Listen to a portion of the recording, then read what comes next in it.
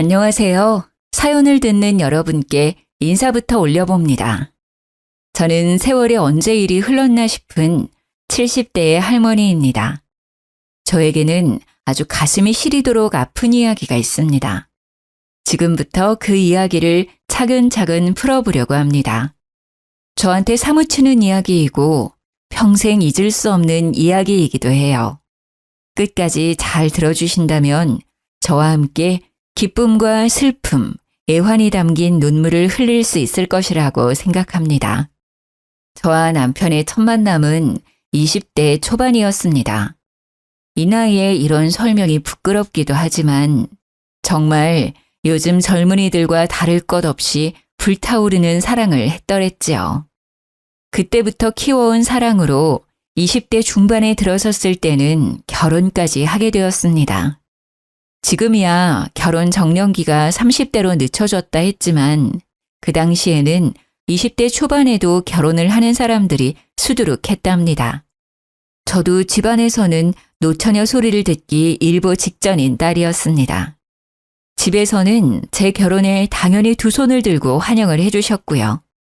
양가의 넉넉한 지원은 없었지만 그래도 두 다리 뻗을 수 있는 공간은 얻을 수 있었습니다. 결혼 당시에 주물공장 사업을 시작한 남편은 당연히 사업 초기였기에 돈을 많이 벌어오지 못했습니다. 남편과 저는 손가락을 빨다 잠이 드는 날이 있을 정도로 힘들게 아끼고 아끼면서 공장을 운영하며 살았습니다. 정말 어떤 날은 라면이 한 개밖에 남지 않아서 푹 끓여 면발이 퉁퉁 불어날 정도의 라면을 나눠 먹기도 했습니다. 그렇게 고생을 하다 보니 저희 부부에게 해 뜰 날이 언제쯤 올까 싶기도 하고 참 고민이 많았습니다. 저희 부부의 고된 사정을 아는 양가 부모님께서 가끔 생활비를 지원해 주시기도 했지만 두 집 모두 넉넉하지 않았기 때문에 손을 벌리는 것도 한두 번이 전부였죠. 자연스럽게 우리 부부에게 큰 고민거리로 다가온 것은 바로 이세에 관한 문제였습니다. 덜컥 아이를 갖게 되면 정말 아이를 굶겨 죽일 수도 있겠구나 하는 마음이 들었던 것입니다. 저와 남편은 고민 끝에 일을 해야 하는 남편 대신 제가 피임 시술을 산부인과에 가서 받기로 하면서 아이를 가지지 않기로 결심했습니다. 주물공장을 운영한 지 4년 차가 되었을 때 그제서야 남편의 사업은 빛을 발하기 시작했습니다. 저희에게 단칸방 살림을 청산할 수 있는 기회가 생겼고 큰 집으로 이사를 가고 고기도 마음껏 먹을 수 있는 형편이 된 것입니다. 하지만 저희에게는 언제 다시 고생할지 모른다는 불안감이 있었기 때문에 아이를 가져야겠다는 생각은 따로 하지 않았습니다. 그러던 어느 날 제 몸에 단단히 탈이 났다는 걸 깨닫게 되었습니다. 머리도 어지럽고 속도 미식미식거리는데 위험이라도 생겼나 싶었죠. 게다가 몸이 계속 덜덜 떨리는 겁니다. 남편에게 아무래도 병원에 가봐야 할 것 같다고 해서 내과에 가서 진료를 받는데 아무래도 내과가 아니라 산부인과에 가야 할 것 같다고 하더군요. 제가 겪는 증상이 딱 임신 초기 증상이라고 하면서 말이죠. 제가 시술을 이미 다 했던 터라 반신반의하면서 산부인과를 찾았죠. 피검사를 하면서도 제가 피임을 한 것을 이야기했는데 산부인과에서 하는 말이 100%라는 건 없다고 하더군요. 완벽하지 않으니까 약을 쓰기 전에 혹시 모르니 검사를 해보는 게 좋겠다고 했습니다. 피를 뽑고 대기실에서 남편과 손을 꼭 잡고 기다리고 있는데 임신이 맞다고 이야기를 하는 겁니다. 저와 남편은 너무나도 놀랐어요. 그 작은 확률을 뚫고 생겨난 아이인데 어찌 놀라지 않을 수가 있겠습니까? 병원에서는 좋지 못한 저와 남편의 표정을 보고 혹시 낳을 생각이 없냐고 물어보더군요. 분명 아이는 가지지 않겠다고 결심했었으나 막상 작은 쌀알 같은 우리 아이가 제 뱃속에 자리 잡고 있다고 하니 낳을 생각이 없습니다 라는 말은 못하겠더군요. 의사 선생님께 피임 시술을 한 것은 태아에게 무리가 없느냐, 여기 오기 전에 속이 좋지 않아서 소화제를 먹었는데 괜찮느냐 여러 질문을 했습니다. 의사 선생님께서는 별 문제 없을 거라고 초음파를 봐야 알겠지만 아직 얼마 되지 않았을 거라고 하더라고요. 초음파를 보니 임신 8주 차라며 아이 심장도 잘 뛰고 있고 지금 봐선 아무 문제도 없으니 산모님은 걱정하지 말라고 하시대요. 출산에도 전혀 무리가 가지 않을 거라고 하시며 저에게 임신을 축하한다고 말을 전해주셨습니다. 남편과 저는 그 작은 확률을 뚫고 생긴 우리 아이를 낳기로 결심했습니다. 그때부터 남편은 제 발이 닿으면 안 되는 사람처럼 저를 안고 업고 다니곤 했습니다. 시댁과 친정에서도 오랜 시간 아이 소식이 없었던 저희에게 축복이 찾아온 것이라며 진심으로 축하를 해주셨습니다. 10개월을 꼬박 품었던 우리 아이가 우렁찬 소리를 내며 제 품 안에 핏덩이인 채로 안겼을 때는 정말 눈물이 앞을 가렸습니다. 너무너무 아프고 힘든 출산이었음에도 불구하고 그 아픔이 전부 잊혀지는 듯한 기분이 들었죠. 아이를 낳고 몸조리를 하고 회복을 하는 도중에도 시댁이고 친정이고 할 것 없이 저의 손발이 되어주셨고 많은 도움을 주셨습니다. 아무것도 모르는 초보 엄마를 위해 양가 어르신들이 두 팔을 걷고 나서주신 것이죠. 전몸살이라도 나면 친정어머니고 시어머니고 할 것 없이 제 몸살을 풀어주시려 온몸을 주물러 주시기도 했고요. 아이가 하도 울어대니 그 아이를 업고 달래느라 잠이 부족한 저를 위해 시부가 아이를 대신 달래주시기도 했죠. 온 가족이 아이의 눈앞에 알짱거리며 살펴주신 덕분인지 우리 아이는 정말 사랑을 듬뿍 받으며 하루가 다르게 무럭무럭 자랐습니다. 거기다가 집에 떡하니 아들을 낳은 덕에 시댁에서도 친정에서도 서로 경쟁하듯이 지원을 해주시고 싶어 하셨습니다. 물론 두 집 모두 넉넉한 살림은 아니었기에 돈으로 보여주셨다기보다는 행동으로 보여주셨죠. 그렇게 하루하루를 울어도 보고 짜증도 내고 행복함에 젖어 아이를 키웠고 아이는 기어다니다가 걸어다니게 되고 뛰어다니며 말썽을 피우는 나이가 되었습니다. 아이가 4살이 지난 어느 날, 그날은 우리 시부가 아이를 데리고 시장 구경을 다녀오겠다며 현관문을 나섰습니다. 걱정이 조금 되긴 해서 시부에게 아이 손을 꼭 잡고 가셔야 된다고 신신당부를 했죠. 최근 들어 시부의 건강이 많이 나빠지기도 했고 깜빡깜빡 하시는 증상이 늘어서 걱정이 되었거든요. 시부가 나이가 있으니 언제 쓰러질지 모른다는 불안감에 손주와 더 많은 시간을 보내고 싶다고 요 앞에 시장에 잠시 나갔다 오겠다고 하셔서 어쩔 수 없이 허락을 했습니다. 4살이 된 우리 아이는 솜사탕에 푹 빠져서 시장에 간다고 하니 신이 나서 발을 동동 굴렀죠. 시부와 아이만 보내는 게 마음에 걸려 결국 제가 따라가겠다고 시장에 간 김에 장이라도 보고 오겠다고 하니 시모가 말리더군요. 집은 본인이 지키고 있을 테니까 이참에 목욕탕이라도 다녀오면서 쉬는 게 어떻겠냐고 하셨습니다. 제가 목욕탕에서 몸을 지지는 걸 참 좋아했었는데 아이가 태어나고부터는 한 번도 가지 못했었거든요. 목욕탕 소리를 듣자 갑자기 온몸이 뭉치는 느낌이 들었고 뜨거운 탕에 들어가서 노곤노곤하게 몸을 풀고 싶다는 생각이 들었습니다. 시장 구경을 해봐야 30분에서 1시간 정도밖에 더 하겠냐고 아이가 집에 오면 시모가 간식을 챙겨줄 테니까 때도 밀고 몸도 풀고 오라고 하셨습니다. 안 그래도 가고 싶은 마음이 들긴 했는데 이때 아니면 언제 가겠나 싶어서 냉큼 목욕 바구니를 챙겼습니다. 시모의 말대로 탕에 들어가서 몸도 풀고 때도 밀고 마사지도 받고 우유 한 팩 뜯어다가 우유팩도 하고 시간을 보냈습니다. 말랑말랑해진 몸으로 신이 나서 집에 돌아왔는데 집에 아무도 없는 것이 아니겠습니까? 다들 어디 가셨나 하고 집안 정리를 하려고 하는데 우리 친정어머니께서 헐레벌떡 집에 찾아오신 겁니다. 정말 숨이 넘어가는 사람처럼 헉헉거리시길래 무슨 일 있냐고 물어보니 갑자기 울음을 팍 터뜨리시는 겁니다. 저보고 여기서 뭐 하고 있냐고 당장 경찰서로 가자고 하시는데 다리에 힘이 쭉 풀리더라고요. 고요하리만큼 아무도 없는 집, 경찰서. 갑자기 정신이 쏙 빠지는데 우리 친정엄마가 그러시는 겁니다. 우리 아들이 사라졌다고요. 그게 무슨 소리냐고 묻는데 당장 경찰서로 가자고 저를 질질 끌고는 경찰서에 데려다 놓으셨습니다. 정신도 없고 몸에 힘도 없는 상태에서 경찰서에서 울고 계시는 시부랑 시모를 보게 되었죠. 이게 다 무슨 일이래요?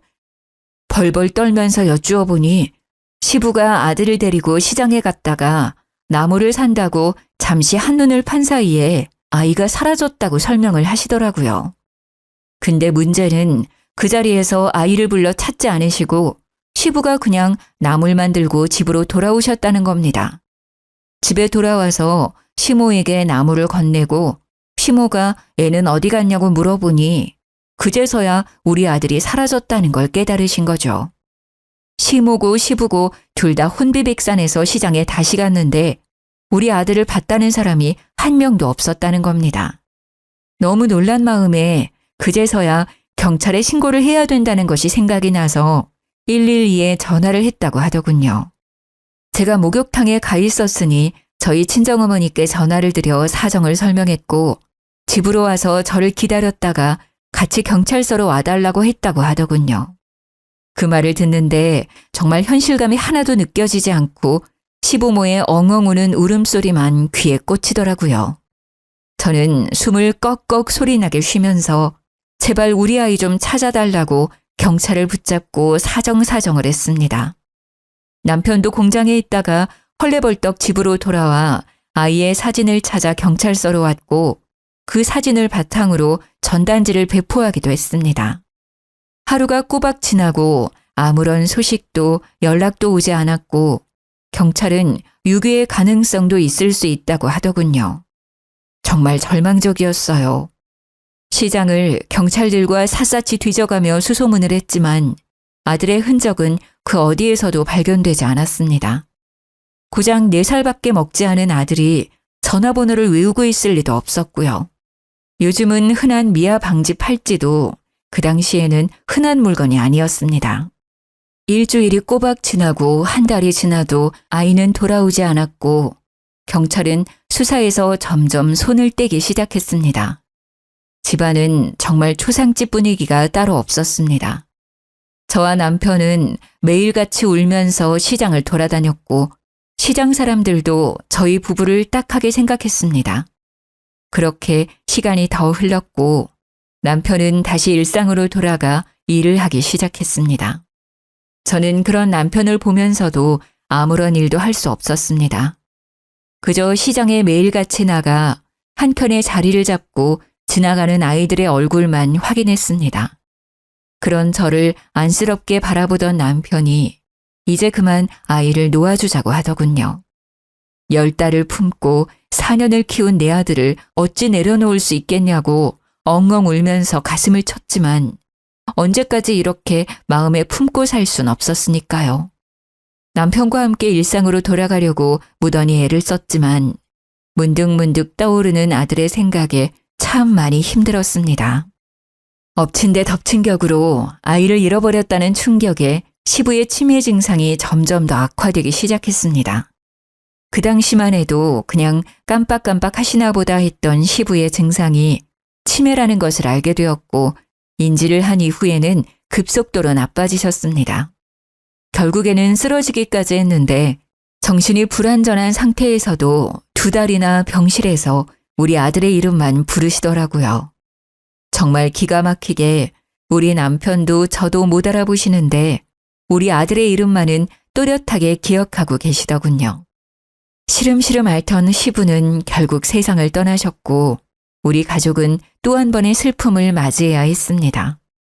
시부의 장례를 치르면서도 이게 꿈인지 생시인지 모르겠더라고요. 가기 전에 우리 아들을 어디서 잃어버리셨는지, 우리 아들이 어느 방향으로 갔는지 기억을 떠올려 주길 기다렸지만 그런 기적은 일어나지 않았습니다. 시부의 장례식 내내 시모는 저에게 미안해 하셨습니다. 제가 아들을 잃은 허망함에 정신을 못 차리고 있었으니까요. 그때 우리 친정어머니께서 아이를 입양해서 키워보는 건 어떻겠냐고 넌지시 운을 떼셨습니다. 우리 아이를 잃고 난 이후 둘째를 가지자던 남편에게 절대로 아이를 가지지 않을 거라고 선언을 했거든요. 우리 애 이렇게 가슴에 묻어두고는 못 산다고. 그렇게 강경한 태도를 고수했는데 입양은 또 다른 문제잖아요. 입양 이야기를 꺼내니 남편도 시모도 저의 눈치만 살피시고 있더라고요. 우리 친정어머니께서 제 손을 꼭 잡으시면서 우리 아이가 살아있다면 어딘가에서 누군가의 보호를 받고 살고 있지 않겠냐고 하시더라고요. 우리 애가 사랑받으면서 자라길 바라는 마음에 같은 처지에 있는 아이들을 입양해 키우는 게 좋지 않겠냐고 하셨습니다.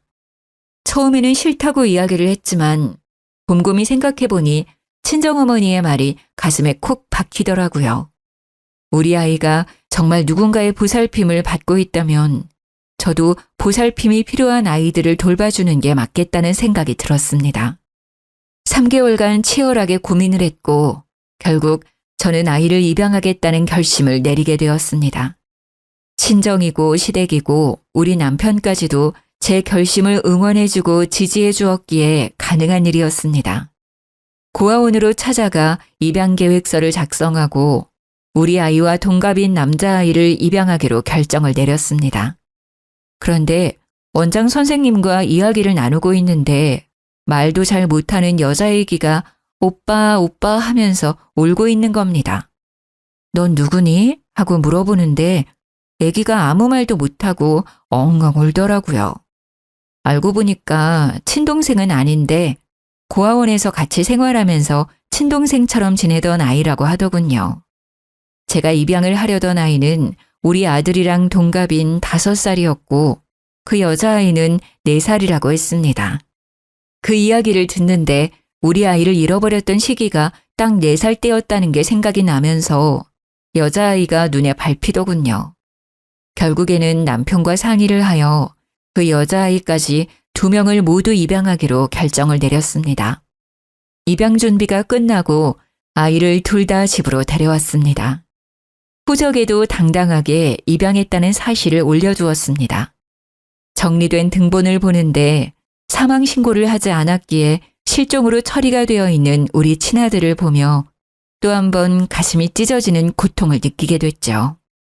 하지만 저는 꿋꿋하게 마음을 잡고 입양한 2자식을 내 자식이다 생각하면서 키우기 시작했습니다. 아들 하나, 딸 하나.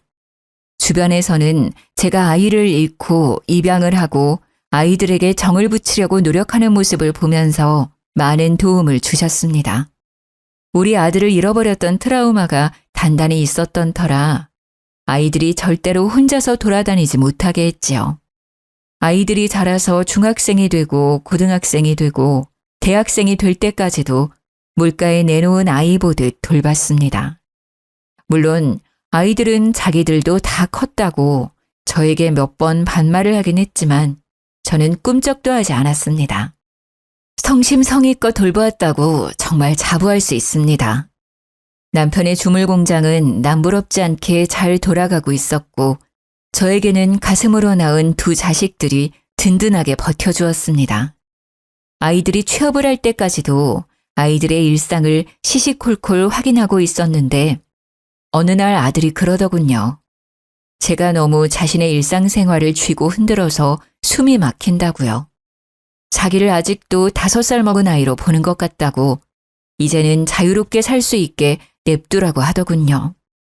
머리를 한 대 띵 하고 맞은 기분이 들었습니다. 저는 아이를 잃어버린 트라우마로 조심했을 뿐이라고 생각했는데 아이들에게는 그게 감옥 같았다고 하더라고요. 이제 취업도 하고 결혼도 하고 해야 하는데 나중을 생각하면 미리 말해두는 게 좋을 것 같다는 생각을 했대요. 그러면서도 제 눈치를 보는데 그제서야 우리 애들이 성인이구나. 이제 모든 걸 다 스스로 할 수 있는 애들이구나 하는 걸 느꼈습니다. 그 뒤로 저도 아이들에 대한 간섭과 관심을 조금 줄이게 되었죠. 세월이 흘러 아들이 중소기업에 취업을 하게 되었고 딸은 백화점에 취직을 하게 되었습니다. 둘 다 취직을 하고 나니까 회식이다 야근이다 하면서 집에 늦게 들어오는 일이 잦아지더라고요. 집에 들어와서 정말 잠만 자고 아침 일찍 출근하는 날도 빈번했고요. 엄청 바쁘게 사는 와중에도 아이들 걱정에 잠을 못 자겠더라고요. 직장 생활을 하는 아이들을 보니 마음이 헛헛해지기도 했고요. 아이들이 취직을 해서 월급을 받기 시작했으니 각자 생활비는 벌어서 쓰는 걸로 생각하고 있었습니다. 당연히 용돈도 끊었는데 아이들이 우리 남편에게 왜 용돈을 주지 않냐면서 따지고 있더라고요. 제가 너희들도 돈을 벌고 있는데 웬 용돈 타령이냐고 했죠. 그러니까 애들이 너무 당당하게 자기들 월급은 카드값으로 이미 다 나가고 없다면서 현금을 좀 달라고 하는 겁니다. 카드를 도대체 얼마나 긁어댔으면 월급이 하나도 남지 않냐고 하니까 딸이 하는 말이 취업도 했으니 명품 가방도 하나 필요하고 옷도 새로 샀다고 하는 겁니다. 사치를 부리느라 카드값이 어마어마하게 나왔다면서 용돈을 넉넉하게 달라고 손을 내밀더라고요. 아들에게 너는 왜 월급을 탕진했냐고 물으니 출퇴근하는데 필요할 것 같아서 차를 샀다고 하는 겁니다. 문제는 지 월급이 뻔한데도 불구하고 차는 좋은 거 끌고 다녀야 하지 않겠냐고 외제차를 떡하니 구입해서 온 거죠. 순간 골이 띵 하고 아파서 머리를 부여잡으니 애들이 잔소리를 듣기 싫었는지 먼저 선수를 치더군요. 지네들이 친자식이 아니라서 용돈도 이제 안 주는 거냐며 다른 집은 취업 선물로 가방도 사주고 차도 사준다고 하더라고요. 그 말에 평생을 내 자식처럼 보살폈던 아이들에게 상처를 입었습니다. 남편이랑 저랑 둘 다 하늘이 무너지는 듯한 기분이 들었습니다. 저도 순간 마음이 격해져서 아이들에게 큰 소리를 내고 말았죠. 내 자식 잃고 너희들 데려다가 내 자식처럼 키운 거 다 알고 있지 않냐고요. 가슴으로 낳은 자식이다 생각하고 평생 뒷바라지를 했는데 그런 소리를 할 수 있냐고요. 엄마, 농담이지. 뭘 그렇게까지 정색을 하고 그래? 그러지 말고 용돈이나 좀 줘요. 라고 했습니다. 아이들은 그 이후로도 간간히 돈이 없다며 남편과 저에게 용돈을 타갔습니다. 남편의 주물 공장이 그나마 건재했기에 가능한 일이었습니다. 애들이 사회생활을 하면서 돈을 쓰는 게 무섭지도 않은지 물 쓰듯이 쓰더라고요. 월급 200만 원 받는 걸로 사치를 어찌나 하던지 딸방에는 점점 명품 가방이 늘어났고 아들은 차에 돈을 쏟아붓더군요. 저와 남편은 기가 막혀서 혀를 내두를 정도였습니다. 그렇게 철없이 살기를 몇 년. 아들이 32살이 되었을 때 우리 시모가 노환으로 세상을 떠나게 되었습니다. 지병이 있었지만 몇 년 더 사실 줄 알았는데 이렇게 일찍 가실 줄 몰라서 내내 장례식장을 지키며 하염없이 눈물을 흘렸습니다. 우리 시모가 저에게 마음에 묻어둔 자식이 있어 이렇게 병이 났나 보다 하셨는데 잃어버린 제 아들이 생각이 나서 한참을 더 울어야 했지요. 장례식장을 지키며 손님을 맞이하고 있는데 자식이라는 것들은 일이 바쁘다며 코빼기도 비치질 않더군요. 회사에 급한 일이 있다면서 잠시 다녀오겠다고 나가더니 술 냄새를 풀풀 풍기면서 돌아오지를 않나. 딸은 잠시 눈 좀 붙이고 오겠다고 하더니 감감무소식이고. 조문 오신 옆집 아줌마가 딸이 웬 남자랑 카페에서 놀고 있던데 그쪽 사위냐고 물어보시더라고요. 아무리 피가 섞인 가족이 아니라고 해도 이렇게까지 정없이 굴 일인가 싶어서 너무하다는 생각까지 들었습니다.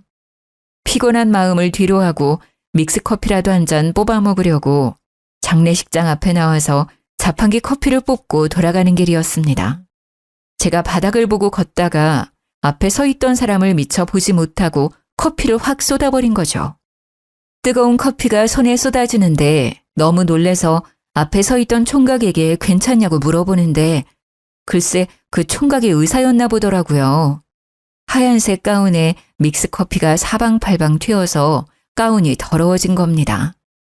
이를 어쩜 좋나 싶어서 제가 세탁을 해서 돌려주겠다고 하는데 제 손을 덥석 잡더니 어머님, 손 괜찮으세요? 하고 물어보더라고요.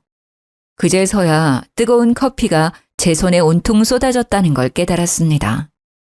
그 의사총각이 저에게 커피가 뜨거웠을 텐데 화상이라도 입은 거 아니냐고 제 손을 막 이리저리 살피더라고요. 제가 꿈뻑꿈뻑 눈만 뜨고 있으니 자기가 외과 의사라고 하면서 조금 빨개지긴 했지만 물집 잡힐 화상은 아닌 것 같다고 하더군요. 혹시 모르니까 차가운 물로 깨끗하게 씻고 자기 진료실로 오면 연고를 발라주겠다며 친절을 베풀었습니다. 아니라고 제가 약 사서 바르면 된다고 그나저나 가운이 더러워져서 어떻게 하냐고 발을 동동 굴렀더니 여분의 가운이 있어서 괜찮다고 하더라고요. 사람이 참 선하게 생긴 게 사위로 삼으면 딱 좋겠구나 싶어서 눈이 자꾸 가더라고요. 장례식이 전부 끝나고 발인까지 죄다 마친 후에 시모 영정사진을 저희 집에 가져다 놓았더니 자식들이 기겁을 하더라고요. 기분 나쁘게 영정사진을 왜 집에다가 걸어두냐면서 귀신이라도 나타날까 무섭다고 하는데 기가 막혔습니다. 우리 남편이 결국 참지 못하고 딸에게 그게 무슨 말버릇이냐고 해도 해도 너무한다고 한 소리 했죠. 그러니 딸이 왜 죽은 사람 사진을 집에다가 놓냐고 하면서 남편에게 소리를 꽥 지르는 게 아니겠습니까? 원래 저렇게 막되먹은 아이였나 하는 생각이 들면서 마음이 참 씁쓸하더라고요. 그래서 저도 자식들에게 그랬죠. 아무리 피가 섞이지 않고 대면대면하게 지낸 할머니라고 해도 그렇지. 장례식장 내내 어딜 그렇게 싸돌아다니느라 바빠서 자리를 지키지도 않았니? 첫째 너는 회사 간다 하더니만 술 냄새를 잔뜩 풍기면서 돌아오지를 않나. 둘째 너는 눈 좀 묻히고 온다더니 장례식장 앞 카페에서 데이트를 하고 돌아오질 않나. 제가 대놓고 일침을 날리니까 애들이 전부 꿀먹은 벙어리 마냥 조용해지더라고요. 남편도 머리가 아픈지 다들 들어가라고 하는데 아들이 궁시렁거리는 소리가 조용히 울려 퍼졌습니다. 다른 집 할머니들은 죽기 전에 재산도 나눠주고 한다는데 우리 할머니는 그런 것도 안 해주고 말이야. 우리 회사 동기는 보니까 재력 있는 할머니 만나서 손주들한테 땅이랑 건물이랑 다 물려줬다는데. 그 말에 우리 남편이 머리 끝까지 화가 나서 아들에게 소리를 질렀습니다. 저도 아들의 말에 너무 놀라서 헛웃음이 다 나더라고요. 너 그게 무슨 말본세야? 내가 너네 눈치 보면서 사느라 그동안 하지 못한 말이 한두 개인 줄 알아? 자식으로 생각해서 걱정되는 말을 하면 친자식이 아니라서 잔소리며 참견이며 하는 거냐고 폐악을 부리고 용돈 달라고 손 내밀 때마다 소비 습관이 걱정돼서 말을 하면 친자식 아니라서 참견하는 거냐고 하고 여태까지 키워준 게 몇 년인데 그런 소리를 우리 앞에서 하고 있어. 그러니까 아들이랑 딸이 기가 차다는 듯이 혀를 차면서 이야기를 하더라고요. 키워준 게 몇 년이냐고요? 진짜 친자식들한테는 그런 거 물어보지도 않는다고요. 우리가 남이니까 우리한테 쓴 돈이 아까워서 지금이라도 뽕 뽑으려고 그러는 거죠? 나중에 죽으면 몇 자리 돌봐줄 사람도 필요하고 병수발 들 사람도 필요하니까. 그 말에 저랑 남편은 정말 뒤로 넘어가는 줄 알았습니다. 남편이 이건 아니다 싶었는지 아들이랑 딸을 향해서 강단 있게 이야기를 했지요. 너네도 이제 다 컸고 직장 생활도 하니까 집 얻어서 나가 살아라. 나도 이제 네 엄마랑 오순도순 노후 즐기면서 살아보련다. 그 말에 아이들이 갑자기 돈 한 푼 없이 어디를 나가 살겠냐고 집이라도 얻어주고선 그 말을 하라고 하더군요. 누가 보면 집이라도 맡겨놓은 사람처럼 당당하게 구는데 우리 남편이 기가 막히다면서 알아서들 하라고 일침을 놨습니다. 나이가 둘 다 30살이 넘었는데 그 정도 능력도 없으면 앞으로 어떻게 가정을 꾸리고 살 거냐고 원룸 하나 얻을 돈은 모아뒀어야지 했어요. 애들이 그제서야 남편이 진심으로 한 이야기라는 걸 알았는지 저에게 달라붙더라고요. 엄마, 우리 진짜 내쫓을 거 아니지? 우리를 친자식이라고 생각한다며 하면서 말이죠. 손바닥 뒤집듯이 태세를 바꾸는 아이들을 보면서 팔뚝에 소름이 돋을 지경이었습니다. 저도 남편의 뜻을 따라 모르겠다고 나도 네 아빠 말대로 할 거라고 하고는 방에 들어와 문을 닫아버렸습니다. 그 다음 날부터는 진짜 내쫓길까 무서웠는지 지들이 집 청소도 하고 설거지도 하면서 우리 부부 눈치를 보더군요. 그렇게 유예 기간을 주고 1년을 더 보낸 어느 날, 아들이 결혼을 하겠다면서 여자를 하나 데리고 왔습니다. 양가에서 허락만 한다면 당장 결혼하고 싶다고 하는데 예비 며느리가 한다는 소리가 아주 가관이었습니다. 아버님이 공장 운영하시면서 돈을 꽤 번다고 하던데 맞나요? 그러면 집은 강남에다가 얻어주실 수 있죠? 저도 결혼하고 나면 일 그만두고 싶은데 생활비 좀 보태주실 수 있나요? 그 말에 우리 남편이 열이 받아서 생활비를 왜 우리가 보태주냐고 결혼했으면 가정은 스스로 돌보는 거라고 했습니다. 그러자 입을 삐죽이면서 대뜸 우리 아들한테 결혼을 다시 생각해보자고 하고 자리에서 일어나더라고요. 뭐 저런 게 다 있나 하는 얼굴로 바라보고 있는데 아들이 벌떡 일어나서는 아빠 하면서 남편을 부르더라고요. 저랑 남편은 결국 며칠간의 논의 끝에 아들에게 집은 구해주고 생활비는 보태주지 않는 방향으로 합의를 보고 결혼을 시켰습니다. 강남은 아니었지만 회사 가까운 곳에 집을 얻어주면서 더 이상 우리에게 돈돈거리지 말라고 선언을 했죠. 아들 장가 보내고 한시름 놨다 싶었는데 몇 개월 뒤에 딸도 결혼을 하겠다고 하면서 오빠한테 집을 해줬으니 자기도 해달라고 하더군요. 둘 다 자식인데 어떻게 한 놈만 해주고 한 놈은 무시할 수 있겠습니까? 남편이 공장 대출을 받아서 집을 해주고는 저에게 공장 대출금만 갚고 나면 모든 걸 다 정리하고 쉬자고 하더군요. 5년이란 세월이 흐르는 동안 공장을 담보로 저금리 대출을 받았던 돈은 다 갚았고 공장도 웃돈을 주고 팔았습니다. 우리 자식들은 아들, 딸을 낳고 잘 살고 있었고 저희 친정엄마는 노환으로 인해 병원에 입원을 하게 되었습니다. 병원에 입원해 있는 동안 우연히 예전에 커피를 쏟았던 그 의사 선생을 다시 만날 수 있게 되었습니다. 우리 친정엄마가 병원에 입원해 있어서 자주 온다고 하니 가끔 병실에 인사도 하러 오고 같이 자판기 커피를 뽑아 마시며 시간을 보내기도 했죠. 물론 의사 선생이 많이 바빠서 오랜 시간 이야기를 나눌 순 없었지만 일주일에 한두 번 5분에서 10분 이야기를 나누는 시간이 참 즐거웠습니다. 우리 아들이 40살이 되었을 때 제 나이도 70살이 되었는데 칠순잔치를 하자고 하더군요. 아이들이 먼저 말을 꺼내길래 당연히 자식들이 준비해 주는 줄 알았더니 지들은 돈이 없으니 저보고 예약을 하라고 하더군요. 고급 호텔에서 격식 있게 하자며 1,000만 원이 든다고 말하는데 어휴, 제가 올 사람도 많지 않은데 뭘 그리 비싼 곳에서 하자고 하냐. 그냥 가족들끼리 간단하게 밥 먹고 끝내자고 했습니다. 제 생일잔치에 제 돈 내고 그리 비싼 곳에서 할 필요가 없었으니까요. 그러니까 자식들이 공장 팔아서 돈 좀 받지 않았냐고 자기들 처가 시댁 식구들에게 자랑을 좀 하게 돈을 쓰라고 하는 겁니다. 결국 제가 원하던 조용한 생일잔치는 사라지고 원하지 않게 모든 일가 친척을 다 초대해서 호텔에서 잔치를 하게 되었습니다. 잔치가 끝나갈 무렵에 친정어머니께서 입원해 있던 병원에서 급하게 연락이 왔습니다. 저는 전화를 받고 놀라서 잔치 중간에 뛰쳐나가 병원으로 달려가게 되었죠. 제 칠순잔치 날 92살이시던 우리 친정어머니께서 깊은 영면에 잠기셨습니다. 저는 또 한 번의 장례를 치르면서 심신이 많이 지친 상태가 되었죠. 자식을 잃은 아픔과는 달리 부모의 죽음은 또 다른 상실감으로 찾아오더군요. 근데 우리 자식들이 그런 저를 보면서 뭐라고 했는지 아십니까? 글쎄, 생일잔치 중간에 나오는 게 어디 있냐고 그 호텔 예약 잡는 게 얼마나 어려운 건지 아냐고 하더군요. 비싼 밥 제대로 먹지도 못하고 나왔다고 억울하다고 하는데 진짜 뺨이라도 한 대 갈기고 싶어 주먹을 불끈 쥐었습니다. 제 마음을 대변하듯 우리 남편이 아들의 뺨을 후려쳤습니다. 너 지금 다른 사람도 아니고 할머니가 돌아가셨다는데 그 나이 먹고 할 말이야? 아, 지금 내 뺨 때렸어? 내가 친자식이 아니라서 막대하는 거지 지금. 나도 이제 당신들 내 부모라고 생각 안 하고 살 거야. 돈을 꽁꽁 싸들고 있으면서 한 푼도 나눠주질 않는 걸 보면 나중에 친자식 찾으면 다 주려고 그러는 거 아니야. 위선자들 같으니라고.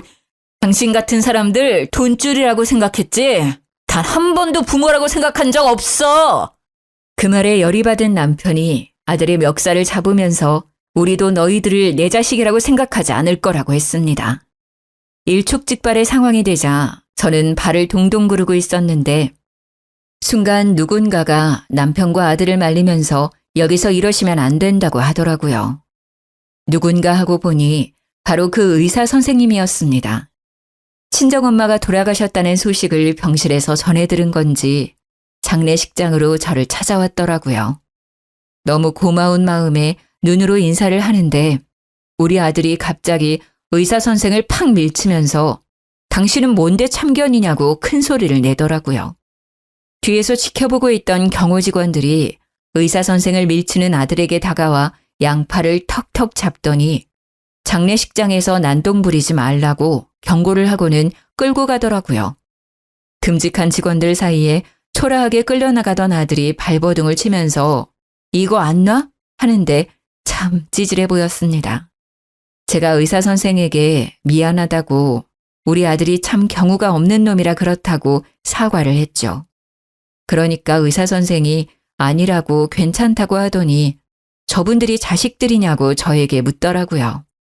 질문이 조금 이상하다 싶긴 했지만 고개를 끄덕이면서 대답을 했죠. 부끄럽지만 제가 가슴으로 낳은 자식들이랍니다.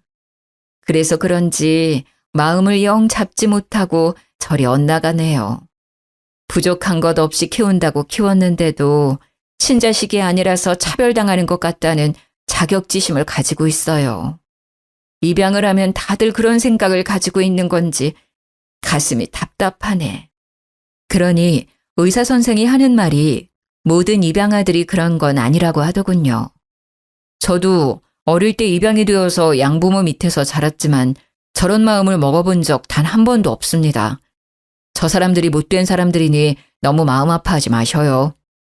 제가 고맙다고 인사를 하니 친정엄마께 국화 한 송이 올리고 싶은 마음에 방문을 했다고 하더군요. 가서 인사드려도 된다고 하니까 조용히 들어가서 기도도 올리고 인사도 올리더라고요. 짧게 만나서 이야기도 많이 나눠보지 못한 사람인데 예의도 바르고 참 대단하다 싶었습니다. 입양하라는 콤플렉스도 전혀 없어 보이니까 더욱 우리 자식들이랑 비교가 되더라고요. 저의 표정이 영 좋지 못하니 선뜻 자리에서 일어나지도 못하고 저에게 두런두런 이야기를 하기 시작했습니다. 자기 나이가 40살인데 토끼 같은 자식들도 둘이나 있다면서 사진을 보여줘도 되겠냐고 하길래 고개를 끄덕였습니다. 신이 나서 휴대폰에 들어있는 사진을 보여주는데 큰애가 딸인데 7살이고 둘째가 아들인데 4살이라고 설명을 해주더라고요. 그런데 그 순간 정말 세상이 멈춰버린 듯한 기분이 들었습니다. 4살이라던 둘째 아들의 사진을 보는 순간 온몸에 소름이 쫙 돋는데 우리의 잃어버린 아들과 똑같이 생긴 아이가 사진 속에 떡하니 있더라고요. 너무 놀래서 숨을 헉헉 쉬면서 눈물을 줄줄 흘리니까 의사 선생이 놀래서 저에게 왜 그러시냐고 묻더라고요. 과호흡이 온 거 아니냐, 자기 따라서 숨을 쉬어라 하면서 저를 막 살피는데 제가 우리 남편 하면서 남편을 불렀습니다. 의사 선생이 놀래서 손님과 있던 우리 남편을 불렀고 저는 남편에게 의사 선생의 휴대폰을 들이밀었습니다. 우리 진수! 남편이 사진을 살피더니 눈이 휘둥그레져서는 진수가 여기 왜 있어? 의사 선생은 영문을 모르는 채 울고 있는 저와 남편을 번갈아 가면서 보고 있었습니다. 여기 이거 봐봐. 의사 선생 아들이래. 4살 된 아들이래. 남편이 의사 선생의 손을 덥석 잡으면서 물었습니다. 너 우리 진수니? 저는 김병훈인데요. 의사 선생은 저와 남편을 놀란 눈으로 빤히 보고 있었습니다. 돌아가신 시아버지가 우리 진수가 4살일 때 시장에 데리고 나갔다가 그만 아이를 잃어버리셨어. 할아버지 손을 잡고 솜사탕을 사러 나갔던 우리 진수가 감쪽같이 사라졌지. 그 뒤로 매일같이 시장을 찾아 헤맸지만 찾을 수 없었어. 그러니 의사 선생이 하는 말이 자기가 부모를 잃어버렸고 솜사탕을 쥐고 있는 상태로 지금의 양부모를 만나게 되었다고 이야기를 하는 겁니다.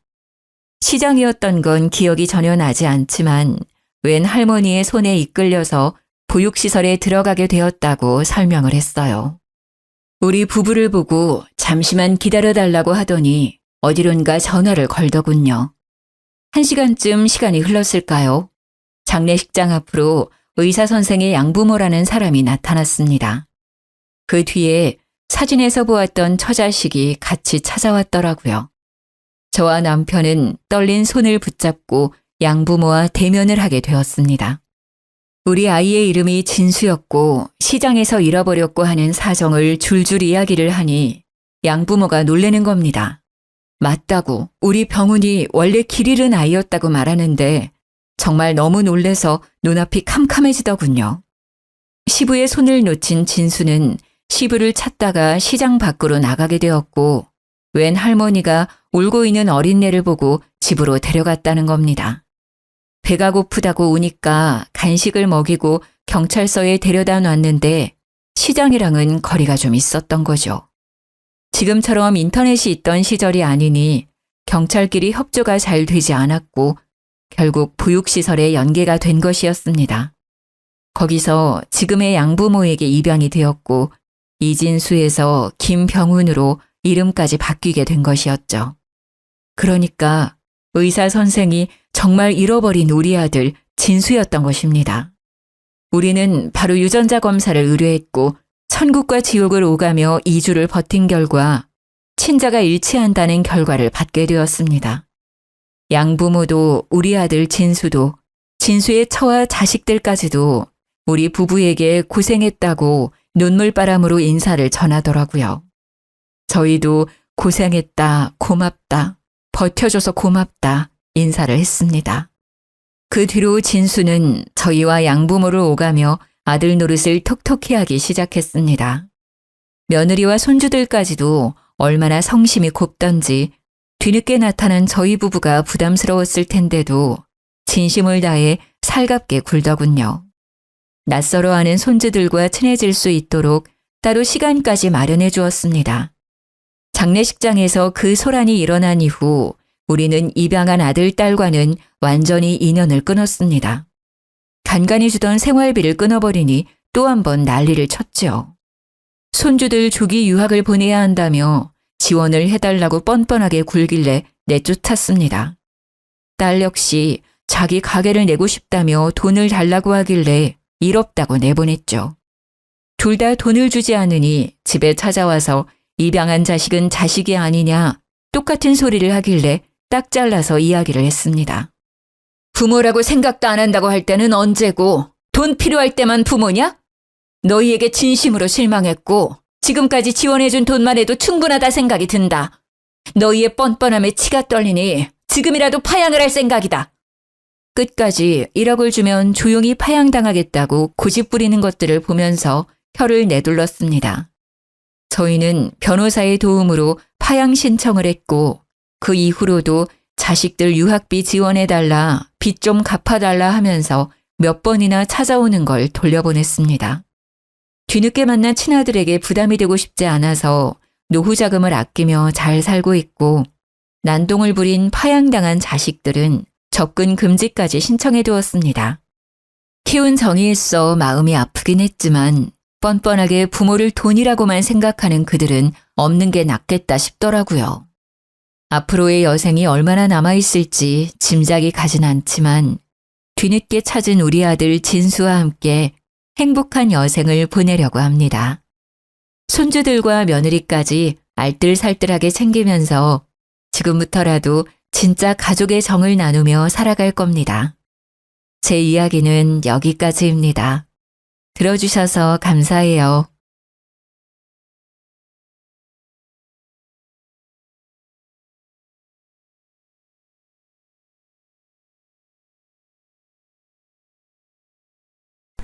안녕하세요. 저는 평범한 돌싱녀입니다. 결혼한 지 2년 만에 초고속으로 이혼을 하게 됐죠. 세상에는 수많은 이혼 사연이 있지만 저처럼 이런 어이없는 사유로 이혼하는 사람도 드물 거예요.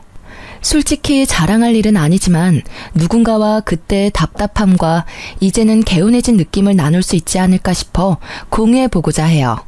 주변에서도 참 어이없는 이혼 사유라며 사연 올려보는 걸 권유하더라고요. 솔직히 글을 쓰려고 해보니 첫 만남의 달콤함이 먼저 기억이 떠오르더라고요. 그때는 정말 행복했었어요. 저와 남편은 편의점에서 만났죠. 저는 근처에 있는 병원에 일하는 간호사, 남편은 오픈한 지 얼마 안 되는 편의점의 젊은 사장이었죠. 서로가 이상형에 가까웠고 잘 맞았기에 저희는 빠르게 연인이 되었어요. 결혼 전까지 거의 1년을 사귀면서 좋은 일들을 모두 함께 했어요. 저의 취직과 남편의 자격증 합격 같은 큰일부터 경품에 당첨되거나 타이밍 좋게 좋은 물건이나 숙소를 차지할 수 있었던 일들도 있었죠. 저희는 그럴 때마다 저희에게 운이 따르고 있다고 말했어요. 그만큼 이상할이 많지 순탄했거든요. 그랬기에 싸움 한 번 없이 저희 연애는 잘 흘러갔어요. 그런 나날들이 지속될 거라 생각했지만 딱히 그렇지는 않더군요. 사실 남편의 프로포즈 이후부터 상견례까지 결혼에는 어려움이 많았어요. 경제적인 문제는 아니었어요. 이제 막 편의점을 운영하게 된 남편은 모든 돈을 편의점에 쏟아부을 수밖에 없었어요. 다행히도 친정아버지가 마련해준 집에서 제가 살고 있었기에 집 걱정은 하지 않아도 됐었어요. 아버지는 외동딸을 위해 그 정도는 흔쾌히 내어주시는 분이셨고 남편도 부끄러워하기보다는 미래를 위해 지금의 호의를 받아들이고 다음에 더 크게 갚아드리자고 생각했어요. 집이 해결이 되니 그 외에 결혼에 들 비용은 결혼식과 신혼여행에 관련된 비용뿐이었어요. 집을 제가 해왔기 때문에 저희는 예단 예물 같은 건 하지 말자고 했어요. 남편도 자신이 이 결혼에서 크게 돈을 쓸 수 없다는 걸 알고 친정 쪽에서 부담이 많다는 걸 알고 있었으니 오히려 저희 아버지에게 고마워했어요. 그런데 상견례 때 시모는 무척 안 좋은 표정이었어요. 세상에 이런 법이 어딨냐며 시모에게 이불 하나 수저 하나 안 주고 시집오는 경우가 어딨냐고 말이죠. 결국 시부가 나서서 해준 것도 없으면 가만히 있으라는 말에 시모의 역정이 가라앉았지만 여전히 표정은 화가 나신 듯 했어요. 저는 시모와의 관계가 어려울지도 모른다고 생각했어요. 첫 단추부터 이미 잘못 끼워졌으니까요.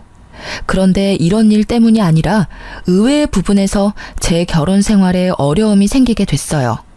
그것은 바로 시모의 미신사랑 때문이었어요. 상견례 후 결혼식 직전에 저와 남편의 태어난 일시를 알아간 시모는 사주와 궁합을 보고 오더니 그 뒤로 이 결혼을 반대하기 시작했어요. 남편과 궁합이 최악이라 결혼하면 남편이 힘들어지게 될 거다. 그런데 아내는 남편 덕을 많이 볼 사주고 결국 말년에는 남편 잡아먹을 사주라고요. 그 이야기를 진지하게 하시는데 처음에는 저도 남편도 어이가 없었어요. 1년 동안 잘 사귀었는데 갑자기 저런 말을 들어도 믿기지 않는 게 당연하잖아요. 게다가 사귀는 동안 좋은 일도 많았고 오히려 나쁜 일은 거의 없었거든요. 그러니 궁합이 맞지 않는다는 말 자체가 어이가 없었던 거죠. 역시나 남편은 시모의 말에 크게 반발했고 시부 또한 시모의 말에 크게 기함을 했어요. 그렇지만 시모는 아랑곳하지 않고 저희의 결혼을 반대했어요. 하지만 남편은 시모의 반대를 무릅쓰고 이 결혼을 성사시켰어요. 그렇게 어렵게 결혼한 저희였지만 이상하게도 아이는 일찍 생기지 않았어요. 빨리 아이를 가지고 싶었지만 제 뜻대로 되지는 않더라고요. 그리고 그런 부분에서도 시모의 공격은 여전했어요. 둘 사이 궁합이 좋지 않기 때문에 아이 복이 없는 거라며 대 끊기기 전에 헤어지라며 난리였죠. 그러면서 둘이 결혼해서 살면 분명히 풍파가 있을 거라며 저주와도 같은 말을 하셨어요. 그렇지만 남편은 제게 사랑을 약속했고 저도 남편을 열심히 내조하기로 했잖아요. 시모가 더 집요하게 굴수록 저희의 결속은 더 강해졌어요. 더 잘 살아야지, 더 행복해져야지, 그런 마음이 있었던 것 같아요. 그러나 그런 저에게도 참지 못할 일이 벌어졌어요. 결혼 1년 차가 되던 해의 일이었어요. 시모와 함께 우리 신혼집을 방문하기로 했던 시부가 교통사고로 병원에 입원했다는 연락을 받았어요. 무척 놀란 저희였지만 불행 중 다행인지 시모는 많이 다치지 않았고 시부도 골절 정도라 중환자실까지는 가지 않아도 됐어요. 저희 집으로 찾아오는 도중에 사고가 났기에 저와 남편은 부랴부랴 병원으로 향했어요. 남편과 함께 병문안차 입원실 앞까지 갔지만 함께 들어가려는 저를 시모가 잠시 보자고 하더군요. 남편이 시부 입원실로 들어가고 저는 시모와 함께 구석진 곳으로 갔어요. 넌 입원실에 들어가지 말거라. 괜히 들어갔다가 부정 탈까봐 무서우니까. 그러니까 앞에서 서 있다가 네 남편 나오면 집으로 바로 가. 네? 그게 무슨 말씀이신지. 저는 제 귀를 의심했죠. 제 존재를 부정한 것으로 여기는 시모의 말에 솔직히 이때 정말 큰 충격을 받았어요. 시모가 미신을 그렇게 좋아하고 믿는 건 알고 있었지만 저에게 직접적으로 부정하다고 말할 줄은 몰랐거든요. 네 시아버지가 저렇게 크게 다친 게 다 네 탓이라는 말이다. 너도 머리라는 게 있으면 생각을 좀 해보렴. 너희 집에 가다가 다친 거야. 며느리를 잘못 들여서 집에 우환이 생긴 거라고. 내가 몇 번이나 너한테 이야기했잖니? 그러니까 병문안이랍시고 병실에 들어갈 생각하지 마. 혹시라도 상처가 덧나거나 수술이 잘못될 수도 있으니까. 어머님, 이렇게 입원실 바로 앞에서 들어가지 말라고 말씀하시면 제가 어떡해요. 그리고 저희 집에는 몇 번이나 오셨잖아요. 그때는 아무 일도 없었는데 왜 이번 사고가 제 탓이라는 건가요?